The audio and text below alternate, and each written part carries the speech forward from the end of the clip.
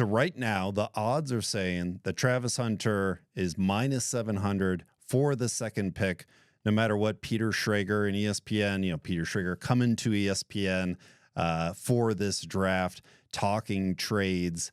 That might not be the probable option here. Drew, Travis Hunter minus 700 to the Browns. Is that a good idea? You know, I if it were me, I would take Abdul Carter. I think Abdul Carter is the closest thing to Myles Garrett since Myles Garrett. I think he's going to be great. I personally value the defensive line position, specifically the edge rusher position. I think he's going to be phenomenal. With that said, is Travis Hunter a good idea to pick at number two?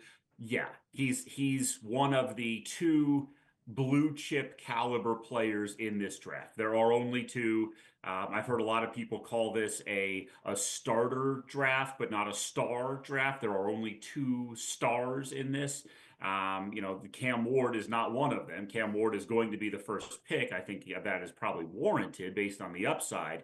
But there are two players that you can reasonably be assured are going to be somewhere between good and exceptional in the NFL. And Travis Hunter is one of those players. Elite level ball skills, advanced level route recognition, advanced level running, just being able to execute those routes, processing what a defense is doing, being able to read the coverage, make the adjustment. He knows exactly what a cornerback wants to do because he is also an elite level cornerback. And I think that's one of the very unique pieces that he brings. I'm just talking about the wide receiver now. He knows the mind of a cornerback because he plays the position and he knows how to attack that player with the route that he has been asked to run. His conditioning levels off the charts. He played every snap at elevation in Colorado. I have no reason to suspect he can't do that at the NFL. So I think he's going to be somewhere between good and very good. I don't know that he is an elite level number one shutdown cornerback, nor do I know that he's a bona fide can't miss Odell Beckham Jr. is who he's been compared to. I don't know that he is that quite that level at wide receiver, but I know when the Browns pick him at number two, we have a number two starting level wide receiver opposite Jerry Jeudy, and we have a number two starting cornerback opposite Denzel Ward. I don't know if they'll let him do all of that, but I know he absolutely has the talent level and ability to play those two positions. He's an excellent press man corner, which is what the Browns like to run. That's what he likes to run. I think he's going to be a very good pick, and I think he's going to become a fan favorite for this team. And I would have absolutely no problem celebrating that pick when the Browns make it. At number two overall, I'm not going to be upset in the least when Travis Hunter hears his name called number two overall for the Cleveland Browns. Eric, most probable, probably Travis Hunter. Most successful for the Browns when we look back 3 years from now? Travis Hunter, Abdul Carter, or a trade? What do you think? Most probable. With Andrew Berry, it's a wild card. And that historically hasn't necessarily been the best thing. Um, I could see the trade down being the option as well. I would say, um, I would put Travis Hunter just ahead of the trade down option. Obviously, it really depends on what the other team is offering. My guess would be it would be for Shedeur Sanders. Nobody's trading up for a left tackle. Nobody's trading up for an inside linebacker. They're trading up for the quarterback. I could see that happening. I just don't want to fall back too far to miss out on one of those blue chip guys. Now, to Drew's point, if there's two of them and your pick number two, you really have the first pick. That's not Cam Ward. So you can only go back one spot and still get that blue chip player. So I don't think the Giants are trading up. So, unless Andrew Barry's got something or knows something that we don't, that one of these other guys, Mason Graham, Ashton Genty is, the next big thing, then we're likely going to be missing out on one of the top tier elite players in the NFL. So, I would still stand pat. I would go with Travis Hunter. I really like the offensive, primarily focus on offense and then let him work on defense in third down, second and long, not have to worry about tackling, get that physicality out of his game, at least initially. And, maybe in certain situations you can put him in, but, and really have him focus on his route running because he is a good route runner, but I'm sure Jerry Judy and all, professional, the type of practices that he's going to be seeing and type of routines and all the drills that he'll go through that he didn't really have in Colorado, that he could continue to blossom as a true number one receiver. So yeah, I wouldn't complain too much if they trade down. It really depends on what they do with that pick. The Browns have been somewhat smart in trading to get draft capital, but they have not been smart in executing that draft capital. So still put Travis Hunter as number one option, but nothing would surprise me on Thursday night. Travis Hunter won me over, at least some media associated with Travis Hunter this week. I don't know if you guys saw the Sports Illustrated, I think it was a Sports Illustrated cover, but at least a Sports Illustrated video. Travis Hunter going fishing and some of his training pre-draft here. Brought me back to Joe Thomas going out and big story there for sure. Fishing during the draft and having that similarity with Travis Hunter. That wins it over in the Browns fans' hearts if anyone is seeing that. So I'm going Travis Hunter as well. Let's go to the second round, or at least the second pick that the Browns will have. Eric, what do you think? What do the Browns do next? Well, we all saw how porous the offense was last year. So I'm really hoping they take, in the first four picks, they take three of these four positions: quarterback, running back, wide receiver, and athlete, whether that's a tight end or whatnot. So, and tight and a left tackle. I don't know if I mentioned that one, but I could see them go with a Josh Connerly. I could see them go with a running back, maybe one of the two Ohio State backs, depending on how things fall.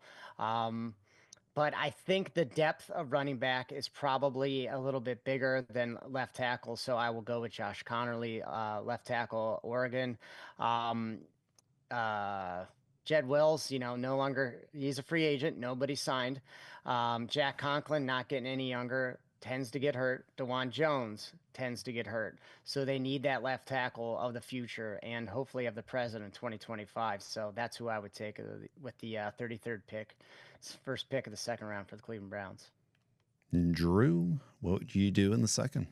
Yeah, it's not bad. It's certainly a position of massive need, and that is a worthy talent for selection there. But I have my heart set on Jaxson Dart, the quarterback from Ole Miss. I don't know that he'll be available. There's a lot of talk that several teams have him rated ahead of Shadur Sanders or very much equal to Shadur Sanders. I just like that he has continued to get better and better and better all throughout college. I think he made a lot of those wide receivers at Ole Miss better than they actually are going to end up being in the NFL. Although if you could pair him with Trey Harris, I would be on board for that. But I think that Jaxson Dart is somebody that he's not ready to start right away, but he would certainly be ready to compete with whoever the backup ends up being. And I think he is somebody that has a very high ceiling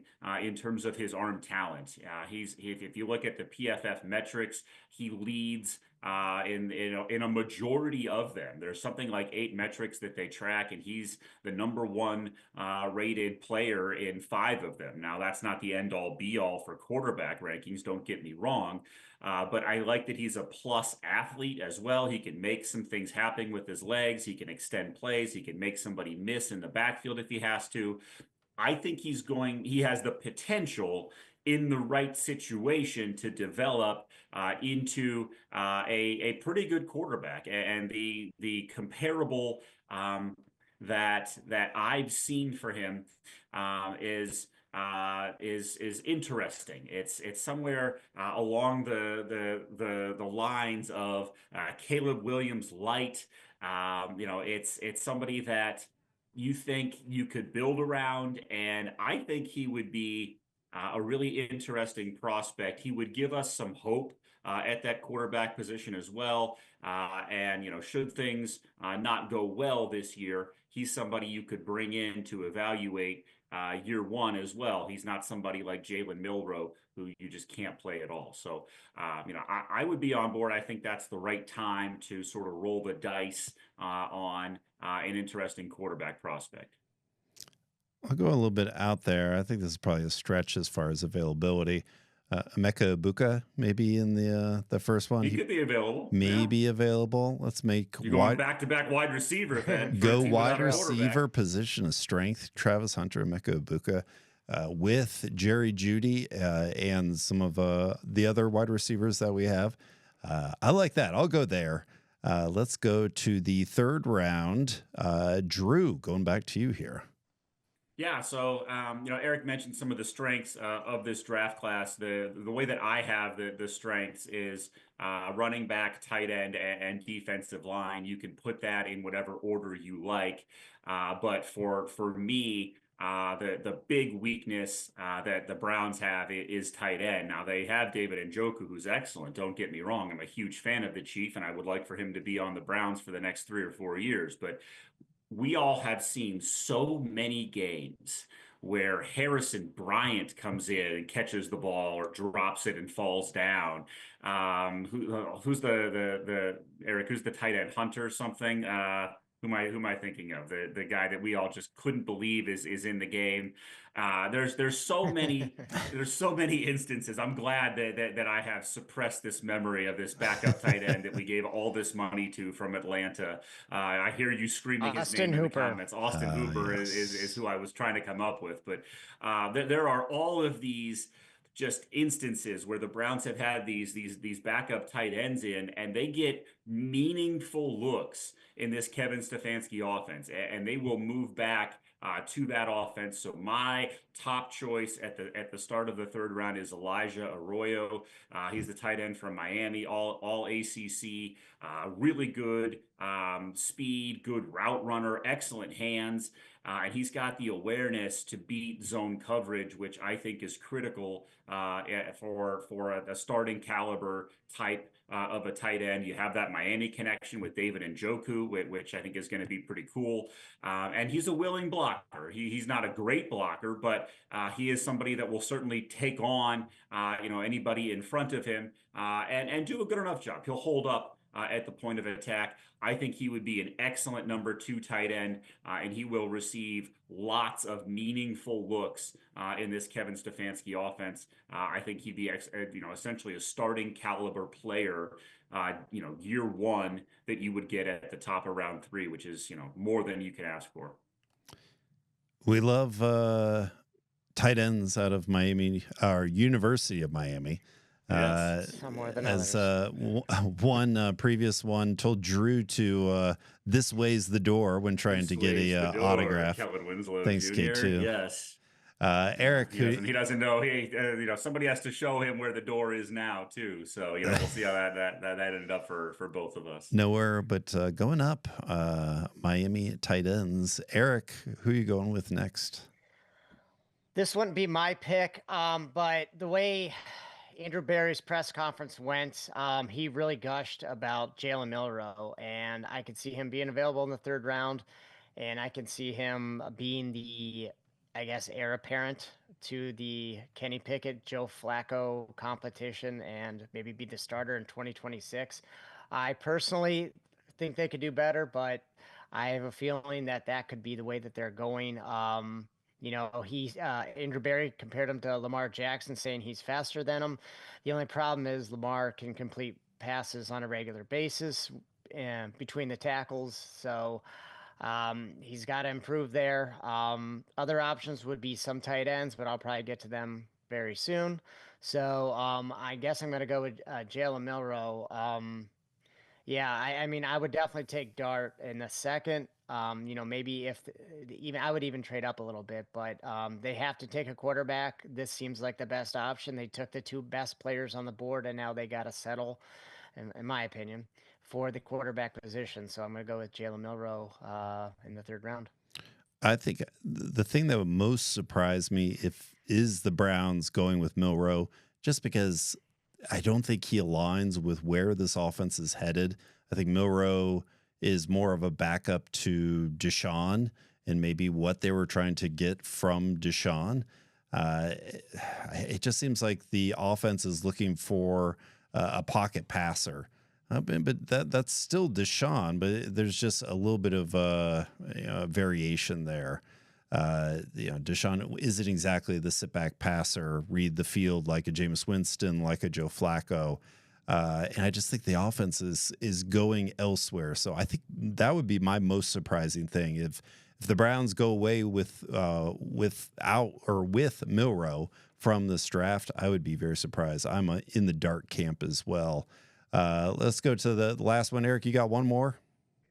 Yeah. So what in my ideal pick, I would have taken well, I'm drawing a blank now. The Mason Taylor with the 74th pick, and then maybe I would even reach at Will Howard as opposed to Jalen Milroe in that second, third round pick. But what I think they're going to do, Jalen Milroe, that first pick in the third round, I'm going to go with Gunnar Helm, tight end for Texas. Not an explosive playmaker, but a solid, fine number 2 tight end that should be able to catch the ball, should not just fall down when he catches the ball.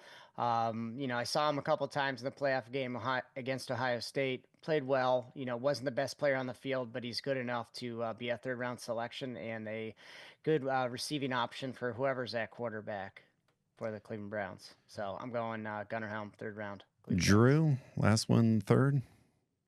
Yeah, I wore this because I would love for one of the players from this wonderful institution to be available. I don't suspect they will be. My number 1 choice would be Jack Sawyer. That would be incredible. There's no way he lasts all the way till the end of the third, even with the talent at the edge position in this draft. He's not going to be available.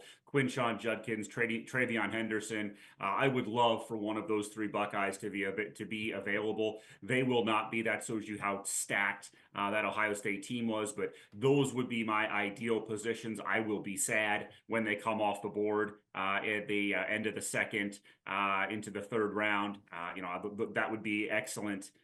But the person that I suspect will be available is Josiah Stewart, the defensive end from Michigan. He's not as good as Jack Sawyer, don't get me wrong, but he's got a really good first step. Just put the university to the side. He uses his hands extremely well. And he has an elite level motor. For all of the coach, I believe the subpar coaching that a lot of those players receive, at least this year with Harbaugh gone. He shows that elite level motor, excellent hands. He's stout at the point of attack. I think you could pair him with Myles Garrett. I think he probably wins the starting role. Which again, as a third round pick, that would be pretty exceptional. And if you could walk away with Travis Hunter, Jaxson Dart, Elijah Arroyo, and Josiah Stewart, you end up with wide receiver and cornerback. With Travis Hunter, you get your backup tight end, but it's essentially a starter in Kevin Stefanski's offense and the guy that I believe will start at defensive end. I would be thrilled with that draft, and you hope that maybe Cam Scatabo is available in the 4th round, maybe. There's still some decent running back talent out there. I would be sad to miss out on a running back in those first 3 rounds, but I think if you can come away with those 4 players, you're doing really well. And I would be just thrilled with those first 2 days. From the man who predicted Dylan Windler to the Cavs to the man who predicted Andre Hunter trade. We will clip whatever name Drew predicted out of this entire episode and say he predicted it all. Thank you, gents. We are excited. Eric and I will actually be at the draft. Maybe we'll have some content coming. We'll shout you out, Drew. But go Browns, go Cavs. And Cats. let's bring Go home Cards. some talent. Awesome.